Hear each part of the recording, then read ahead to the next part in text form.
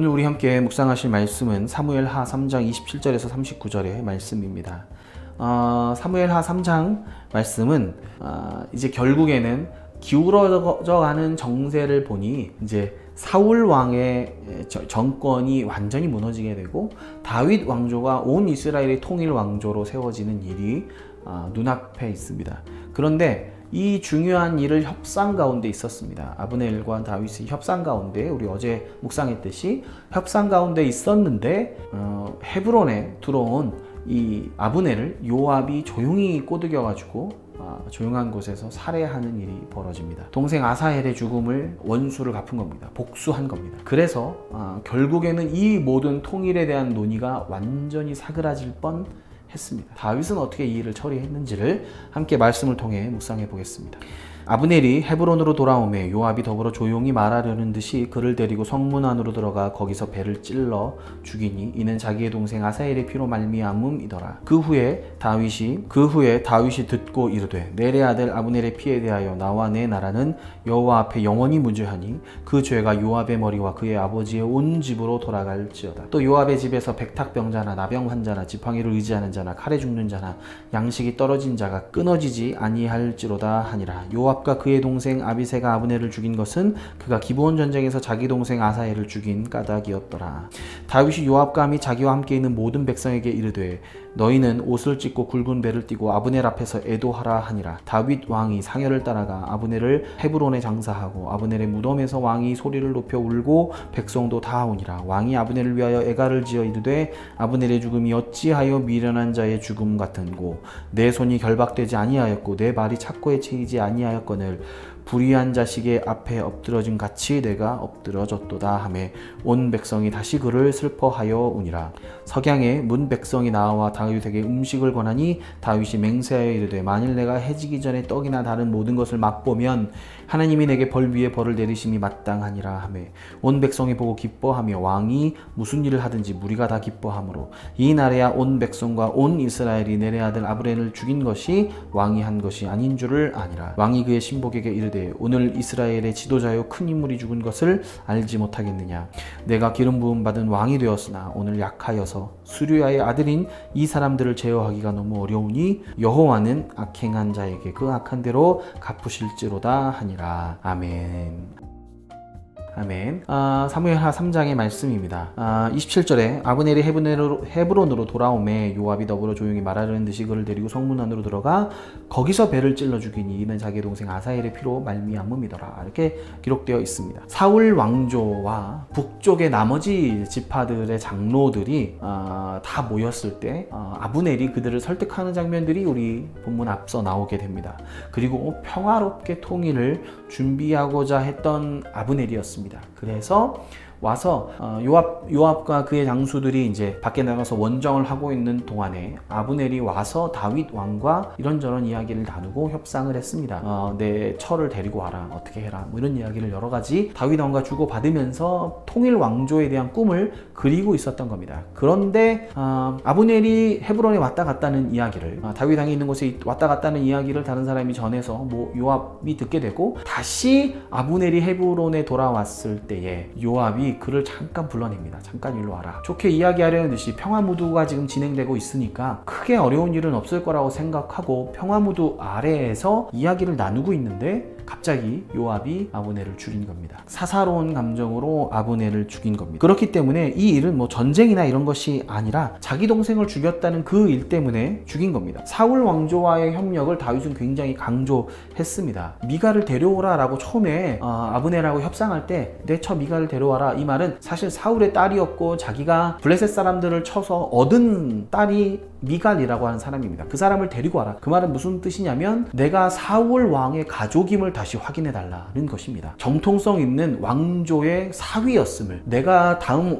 계승자로서의 정통성이 남아있는 그 가족의 일원, 패밀리의 일원임을 미갈이 증명하고 있는 것이기 때문에 미갈을 데려오라고 한 겁니다. 그래서 사울 가족임을 증명했던 겁니다. 그리고는 아브넬이 이스라엘 장로들의, 다른 이스라엘 지파들, 남유다 말고 이스라엘 지파들의 사울 왕조를 따르던 지파들 장로들의 동의를 얻어냅니다. 설득하고 동의를 얻어내게 됩니다. 그리고 나서 아브넬이 아브넬이 협상하러 내려왔는데 이런 일이 벌어진 겁니다. 여러 가지 일이 이야기가 가능하지만 요압이 아브넬을 죽인 것이 동생의 죽음 때문일 수도 있고요. 또 하나는 통일 왕조가 되었을 때 어떤 자기의 정적이 될 수 있는 아브넬과 함께 할 수 없었던 거죠. 그러니 아브넬을 미리미리 제거했던 것입니다. 30절 말씀에 요압과 그의 동생 아비새가 아브넬을 죽인 것은 그가 기브온 전쟁에서 자기 동생 아사엘을 죽인 까닭이었더라. 이 말씀 굉장히 중요한 말씀인데요. 왜냐하면 요압과 그의 동생 아비새가 아브넬을 죽였다 이렇게 표현합니다. 성경에 이렇게 기록되었다는 것은 요압 혼자 죽였다는 것이 아니라 요압과 아비새가 합력해서 아브넬을 죽인 것입니다. 또 하나 왜 죽였는가? 기브온 전쟁에서 동생을 죽인 까닭이다 이렇게 표현하고 있습니다. 그런데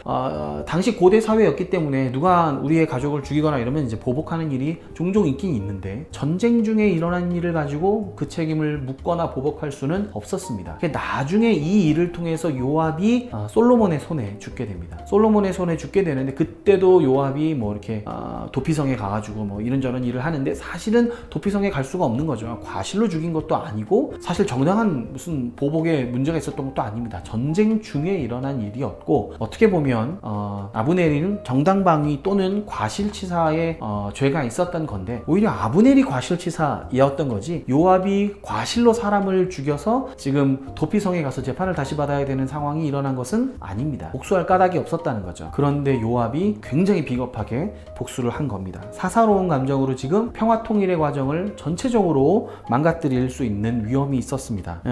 그래서 다윗이 혹독하게 저주합니다. 자기의 조카이지만 혹독하게 요압과 그의 가족들을 저주하며 너네 집안은 진짜 이제 이런 사람들 끊이지 않을 것이다 라고 하며 어려운 일들을 막 이야기를 해놨습니다. 그리고는 많은 사람이 보는 앞에서 모든 자기의 신하들이 있는 앞에서 큰 지도자가 죽었다 라고 울면서 대성통곡하고 장례를 치르게 됩니다. 그리고는 애가를 지어서 부르는데 그 애가 내용이 참 재미있죠. 어떻게 아브넬이 어리석은 자처럼 죽게 되었는가 이러면서 불의한 자의 손에 죽었다 이렇게 표현하게 됩니다. 그러니까 이제 요압이 이제 그걸 보면서 너무 낯뜨거운 일이 벌어졌던 것이죠. 그런데 다윗이 이렇게 했던 이유가 있습니다. 다윗이 이렇게 했기 때문에 크게 울고 아쉬워하며 애가를 부르고 막 그렇게 했기 때문에 성경에 뭐라고 나오냐면 온 백성이 기뻐했다. 그 말은 사울 왕조를 따르던 장로들과 그의 지파들 다른 이스라엘 10개 지파의 마음을 얻는데 다윗이 성공한 것입니다. 다윗이 지금 이 평화통일 과정에서 상대방의 실력자를 무참히 제거하는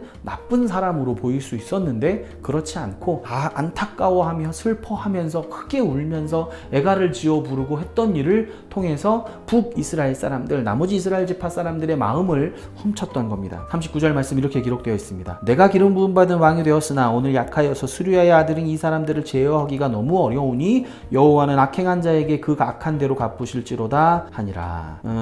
스루야의 아들들 자기의 조카들이 너무 제어하기 어렵다는 거죠. 사실상 살해했기 때문에 전쟁에서 죽인 것도 아니고 살해했기 때문에 살인죄를 물어서 처단할 수도 있었는데 사실은 군벌들을 요압과 요압의 형제들이 장악하고 있는 상황이었기 때문에 다윗이 지금 요압과 아비새를 한꺼번에 날릴 수는 없었던 겁니다. 둘은 군대에 굉장히 중요한 역할을 하고 있었고 그 사람들을 따르는 사람도 많고 군벌을 장악하고 있기 때문에 한꺼번에 둘을 상대를 했다가는 지금 현재 이스라엘 국가의 시스템 자체가 위태위태한 상황이었는데 이 상황에서는 지금 할 수가 없는 겁니다. 그래서 결국 이 상황은 솔로몬이 왕이 되어서 처리를 하게 됩니다.